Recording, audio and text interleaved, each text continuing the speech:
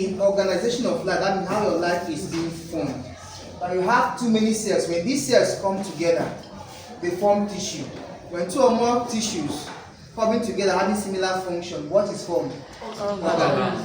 Then from this you get to system and to this point. Now example of the cells that you're talking about, we have the spermatozoa and the egg cell. The spermatozoa is coming from actually your father. What the wife will give out in her body is actually a cell, but that cell is called ovum. That cell is called ovum. Now ovum is an egg cell. Ova are egg cells. Ovum is one. Ova is when we have so many. There are scientists that talk about this cell. There are scientists plus me who discuss about this cell in a particular year. There are up to 5 scientists that discussed or contributed to the history of the cell. As the first man in question, is Robert Hooke. And that was the year 1665. He was my colleague. Robert Hooke was my colleague. We were born the same year. Forget this year. We were born the same year. This person was my colleague. Now we sat one day, we started thinking, what are found in living organisms? Why are living organisms living? Why are they functional? So this young man decided to use the cup of an oak tree. Let's say for instance, I am a tree. He called me an oak tree. He used the cup of this oak tree. What is the cup? The cup is spelled C-O-R-K.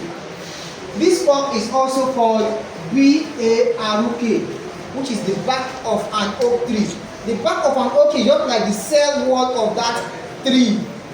So we decided to use our machetes, our cutlass, to scrape the cell wall of that oak tree.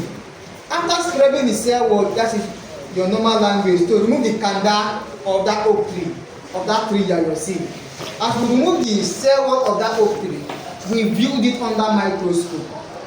As we viewed that under microscope, we saw tiny, like after removing it, this was exactly how it was. As we viewed this, it's just like a plate. As we viewed it under microscope, using the ocular lens and the objective lens. Ocular and objective lens. We have 2 lenses, ocular and objective lenses. After using that to view, we saw tiny room, we saw tiny structures inside that particular back of that oak tree. Let's say, assume we use up to 5, but I'm just giving one here.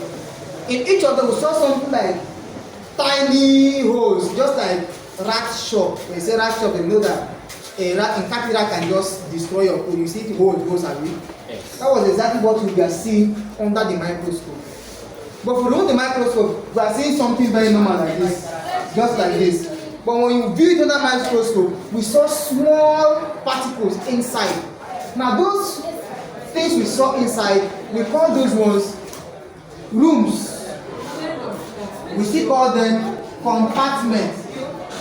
As we saw those things, they are just like rooms now. If you build your house, you have so many rooms inside your house, 2 or 4. Now that was actually what we saw in that back of our oak tree. So we just decided to call it rooms or compartments.